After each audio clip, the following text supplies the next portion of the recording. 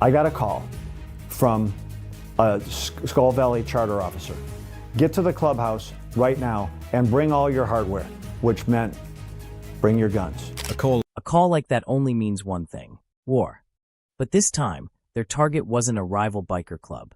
It was the Mexican cartel's own headquarters in Los Angeles. A $10 billion drug network wiped out in a single night. Narcotics, what circumstances would drive America's most brutal bikers into direct confrontation with cartels on their own ground? The hidden conflict. Los Angeles. The Angels City, a vast metropolitan area housing nearly 4 million inhabitants, where aspirations take shape in Hollywood production facilities and crumble on Skid Row. Yet underneath the sparkling veneer of fame-obsessed society and technological advancement, an alternate Los Angeles thrives. One remaining invisible to most citizens. One functioning within darkness. One where brutality serves as tender and domain means everything. Throughout generations, this concealed Los Angeles has remained under various criminal organizations' dominion, each claiming their portion of the profitable underground marketplace. However, during recent years, a massive transformation has transpired, one fundamentally restructuring the authority distribution throughout Southern California's illicit terrain. The Sinaloa Cartel, among Mexico's most formidable and complex drug smuggling enterprises, has designated Los Angeles as an essential operational center for narcotic movement, financial cleansing, and partnership coordination with regional criminal systems. Allow me to illustrate precisely how embedded these Mexican cartels have grown within the Angels metropolis. We're discussing not minor street-level distributors or separate criminal units. We're addressing a refined multi-billion-dollar enterprise that has integrated itself throughout Los Angeles's criminal infrastructure. The Sinaloa cartel's foothold in LA traces to the 1980s and 1990s when the syndicate under commanders like El Chapo Guzman started exploiting the metropolis's advantageous position, comprehensive transport framework, and substantial Hispanic community to enable trafficking and distribution activities. Consider that momentarily. While most Angelinos pursued their routine existence, traveling on the 405, purchasing coffee in Silver Lake, riding waves in Santa Monica, an unseen realm was being erected directly beneath their awareness. The cartels didn't proclaim their entrance through media events or advertisements. They advanced quietly, systematically, creating systems that would become nearly impossible to eliminate. Yet here's where our narrative assumes a captivating direction. Because the Sinaloa cartel didn't construct this realm independently. They required regional collaborators, factions who comprehended the avenues of Los Angeles, who had secured domains and enforcement structures. The cartel established vital partnerships with organizations like the Mexican Mafia, a detention facility-based syndicate managing Southern California gangs, which gathers levies on cartel-provided narcotics distributed by connected street gangs like 18th Street or MS-13 in return for security and distribution channels. Now, envision yourself as a participant of another criminal enterprise that has occupied Los Angeles for generations. You've constructed your standing on aggression, on devotion, on a philosophy that prioritizes kinship beyond everything. You display your insignias with dignity. You've acquired your emblems through violence and commitment. You are a Hell's Angel. And abruptly, you're observing as these Mexican cartels advance into your territory, creating operations that overshadow anything you've previously witnessed, establishing partnerships with your adversaries and fundamentally transforming the regulations of the competition you believed you understood. The Hells Angels, Brotherhood in Business. The Hells Angels Motorcycle Club, classified as an outlaw motorcycle organization by the U.S. Department of Justice, has encountered accusations of drug smuggling since the 1960s with activities involving multi-agency task forces addressing racketeering alongside controlled substances. For the Angels, Los Angeles constituted significant domain, a metropolis where they had founded chapters, constructed systems, and preserved authority for generations. Yet by 2024, the terrain had transformed drastically.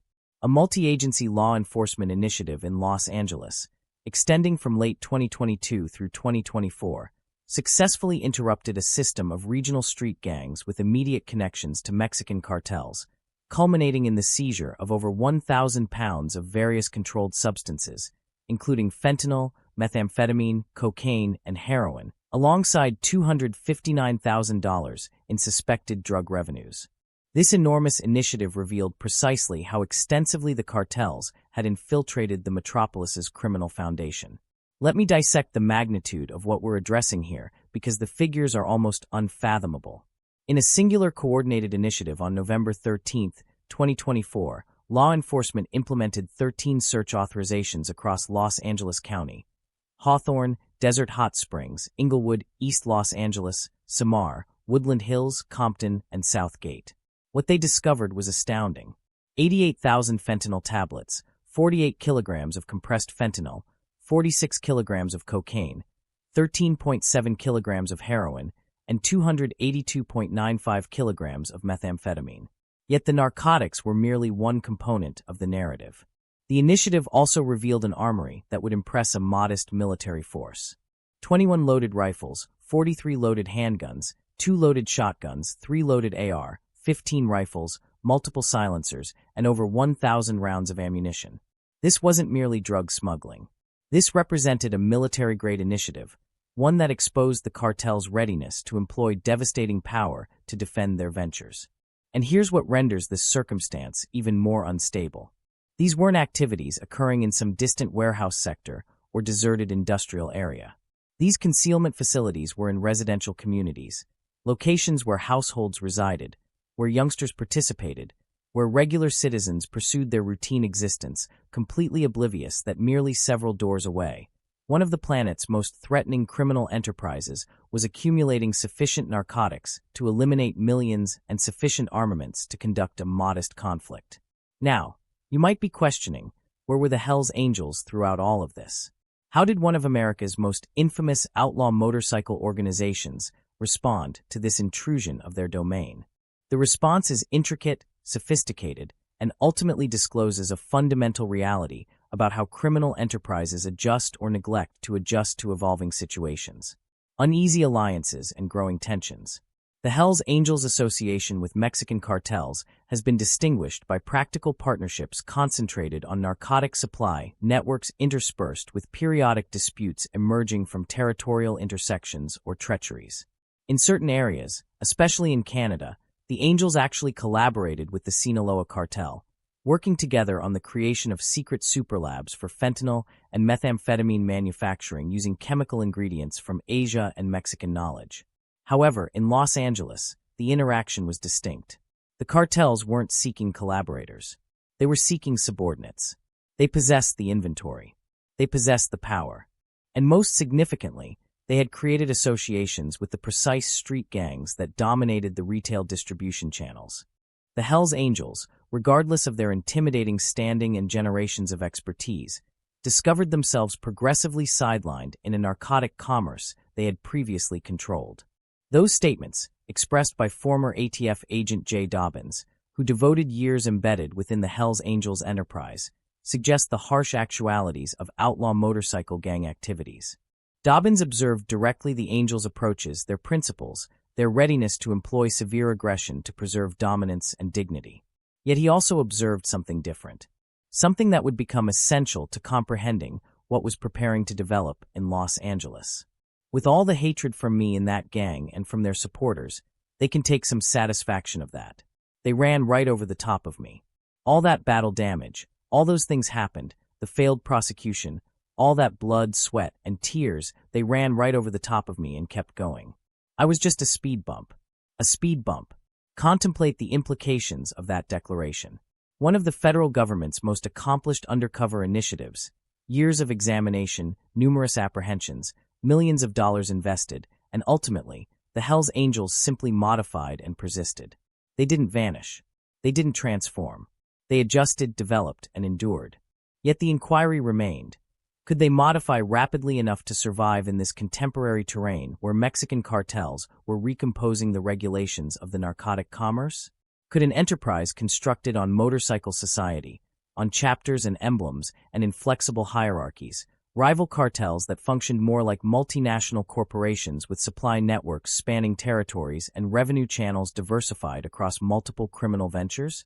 The response would arrive in the most unanticipated manner conceivable. The powder keg. To comprehend what transpired in Los Angeles, we need to expand momentarily and examine the wider framework of what was developing across the American Southwest. Because while Los Angeles was transforming into a cartel stronghold, something catastrophic was occurring in the cartel's homeland. Something that would have significant consequences for their activities in the United States.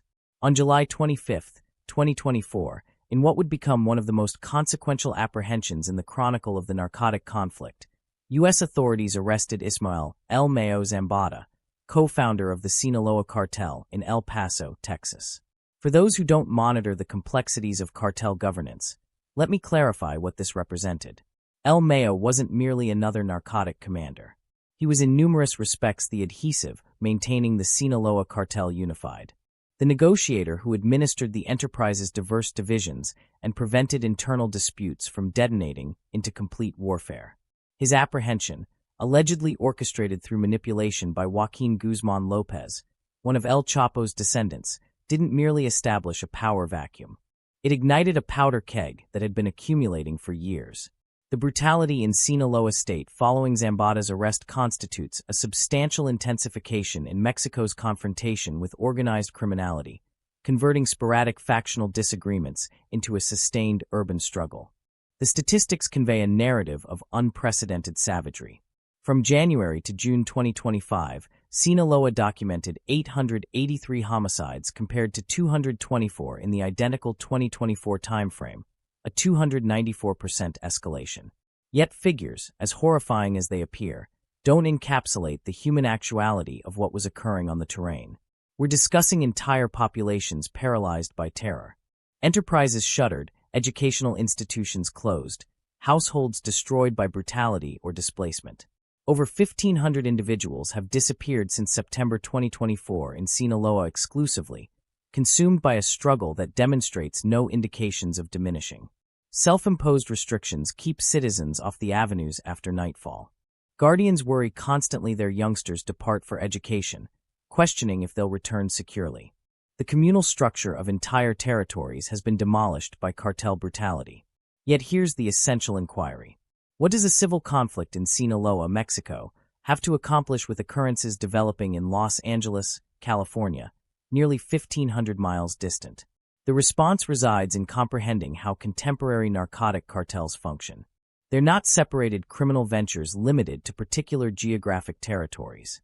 They're transnational enterprises with complicated supply networks, distribution channels, and monetary mechanisms that extend continents.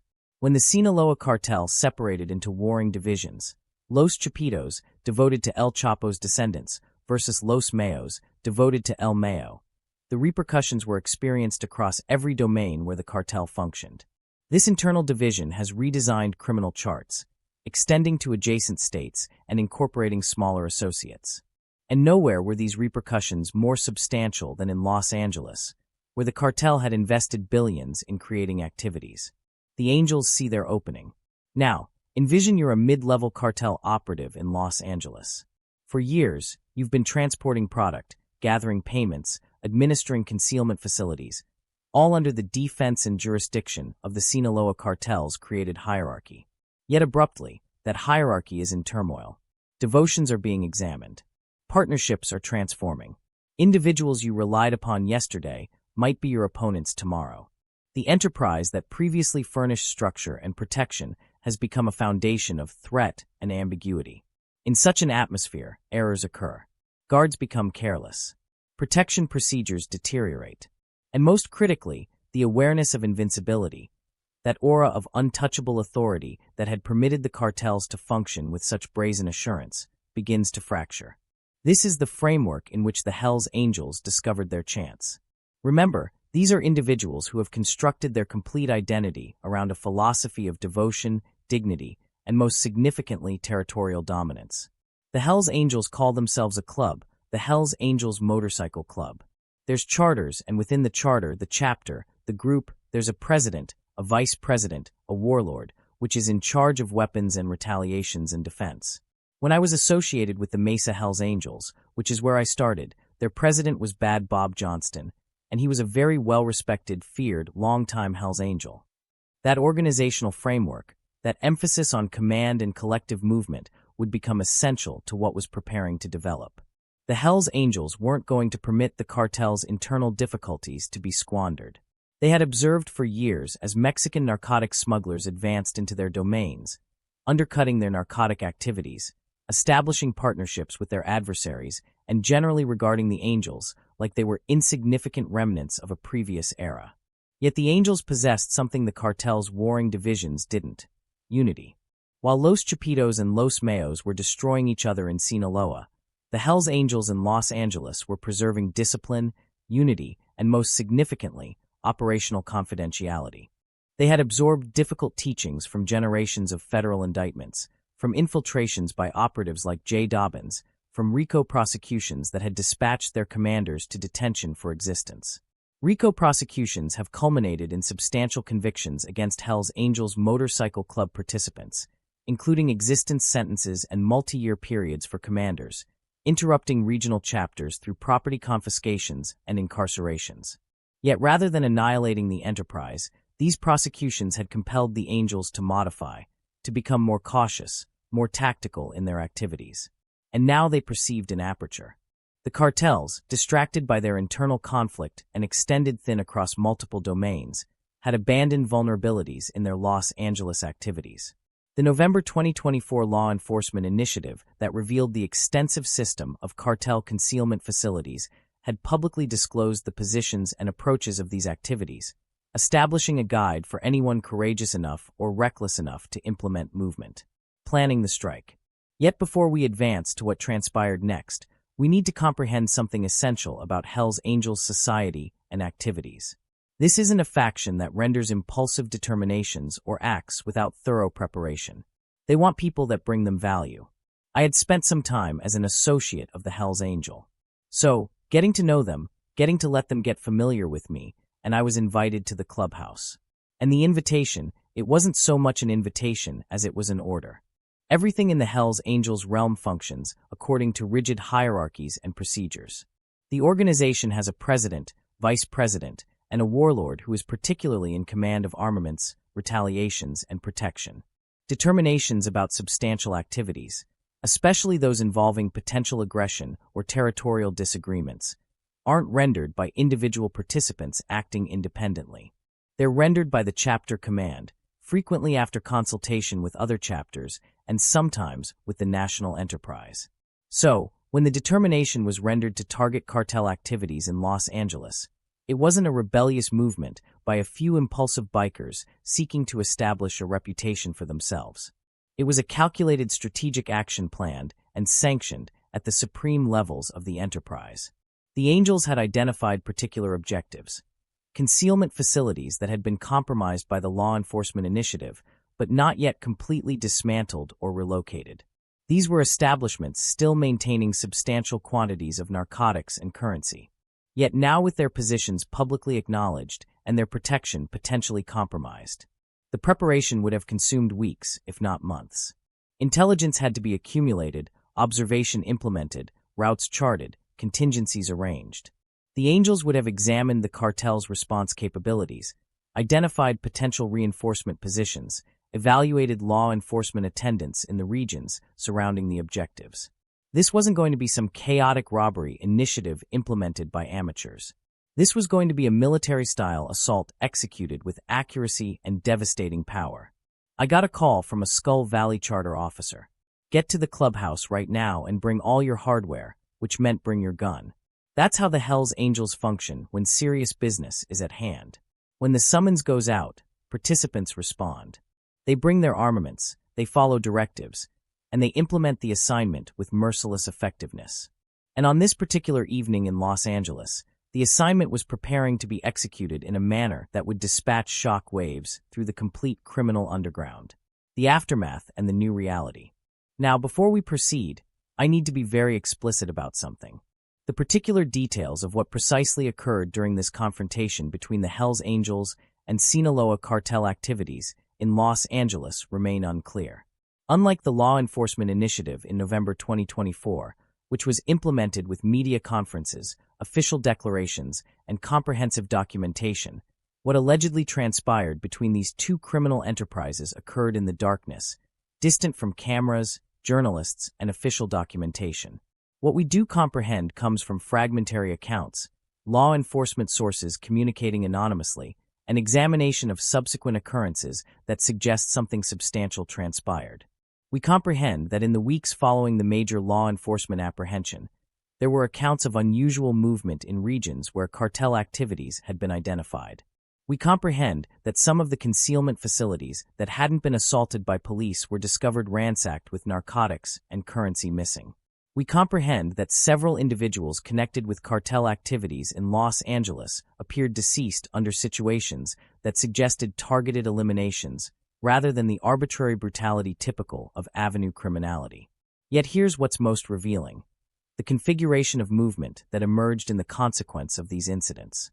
The relationship between Hell's Angels and Mexican cartels has been characterized by pragmatic alliances in some regions interspersed with occasional conflicts arising from territorial overlaps or betrayals. What appeared to have transpired in Los Angeles was a dramatic transformation in this interaction, a transformation from uneasy coexistence to open struggle.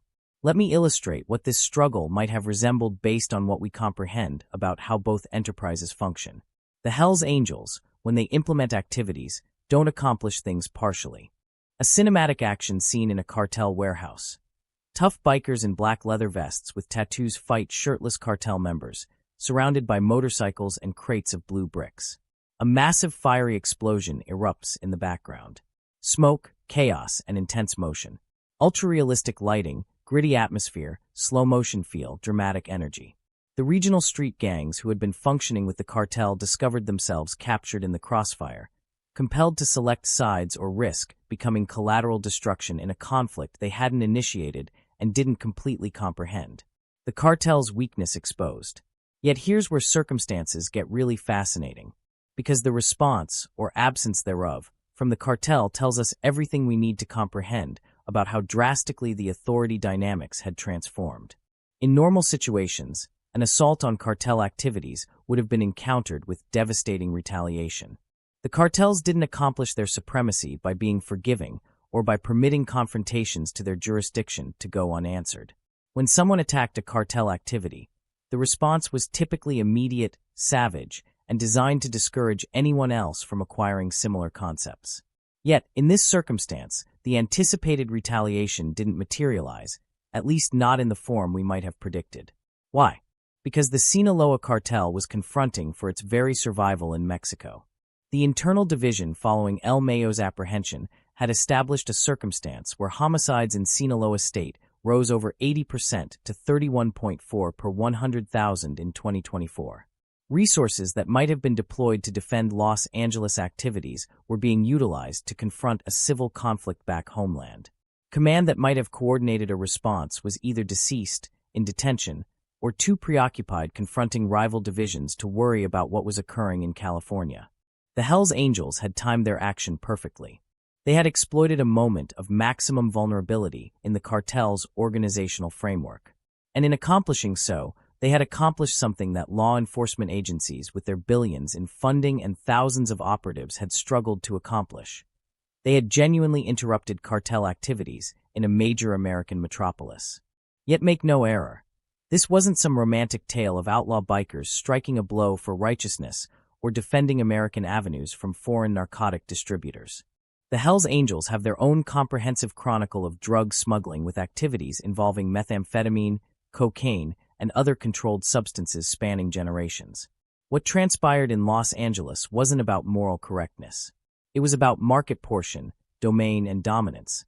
The Angels weren't attempting to terminate the narcotic commerce. They were attempting to acquire it over, or at least reclaim the portion that the cartels had captured. And therein resides the true significance of these occurrences, the broader implications. For years, the narrative around the narcotic conflict has been framed as a confrontation between law enforcement and criminal enterprises, between virtue and wickedness, between regulation and turmoil.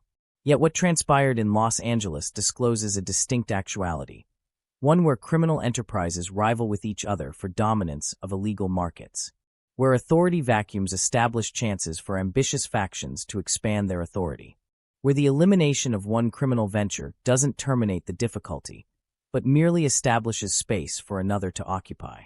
Despite generations of RICO prosecutions, property confiscations, and federal examinations, the Hells Angels have endured and modified, preserving global chapters and continuing involvement in various criminal ventures. They survived because they learned to develop, to become more refined in their activities, to exploit contemporary chances as they emerged. The cartels, meanwhile, confront an uncertain destiny. The brutality in Sinaloa persists, unabated, with over 1,300 homicides documented from January to September 2025. Their activities in the United States, previously considered virtually untouchable, are now vulnerable in methods they haven't been in generations. And other factions, not merely the Hells Angels, but rival cartels like the Jalisco New Generation Cartel, CJNG, street gangs, and opportunistic criminals of every variety, are circling, seeking vulnerabilities to exploit. What we're observing is not the termination of the narcotic commerce in Los Angeles. If anything, we may be observing its development into something even more intricate and threatening. When substantial structured enterprises like the Sinaloa cartel abandon dominance, the vacuum doesn't remain vacant. It gets occupied by smaller, more numerous, and potentially more brutal factions competing for domain and market portion. This fragmentation can actually render the difficulty worse, as coordination surrenders to turmoil and the savage economics of rivalry drive escalating brutality. Law enforcement initiatives like the November 2024 apprehension that arrested approximately 50 individuals and confiscated over 1,000 pounds of controlled substances constitute substantial victories. Yet they're temporary interruptions in a commerce that generates hundreds of billions of dollars globally. The market requirement for narcotics, driven by addiction, by communal factors, by economic desperation, doesn't vanish when you apprehend distributors or confiscate shipments. It simply discovers contemporary suppliers, contemporary routes, contemporary approaches. The human cost. And that's the sobering actuality we're abandoned with as we examine the circumstance in Los Angeles today. The Hells Angels may have conquered a confrontation, but the conflict persists. The cartels may be weakened, but they're distant from defeated. And most significantly, the populations captured in the middle. The communities where concealment facilities function, where gang domains intersect, where brutality erupts without warning, persist to suffer the consequences of determinations rendered by individuals who perceive them as nothing more than terrain to be confronted over. In the process of this Hells Angels case, I abandoned and betrayed my family. I made this investigation my priority. My wife and my kids weren't. Those statements from Jay Dobbins, reflecting on his years infiltrating the Hells Angels, remind us of the human expense of these struggles. Not merely for the criminals involved, not merely for the victims of brutality, but for everyone whose existences are contacted by the narcotic commerce and the endless conflict against it. For the operatives who sacrifice years of their existences to examinations that may ultimately transform nothing. For the households destroyed by addiction or incarceration. For the youngsters maturing in communities where the sound of gunfire is routine and the sight of police assaults is commonplace. The narrative of what transpired between the Hells Angels and the Sinaloa cartel in Los Angeles isn't finished. It's still being composed, with contemporary chapters developing every day. Yet one thing is certain. The equilibrium of authority in America's criminal underground has transformed in methods we're only beginning to comprehend. And as these enterprises modify, develop, and rival for dominance of the most profitable illegal market in human chronicle, the remainder of us are abandoned to address the consequences. The brutality, the addiction, the population destruction, and the never-ending cycle that seems to have no resolution in sight. What comes next? Only time will tell. Yet if Chronicle is any guide, it's unlikely to be peaceful, and it's unlikely to be pretty. The narcotic conflict persists, fought not merely by police and prosecutors, but by criminals against criminals, with the American population captured in the crossfire of a struggle that demonstrates no indications of terminating.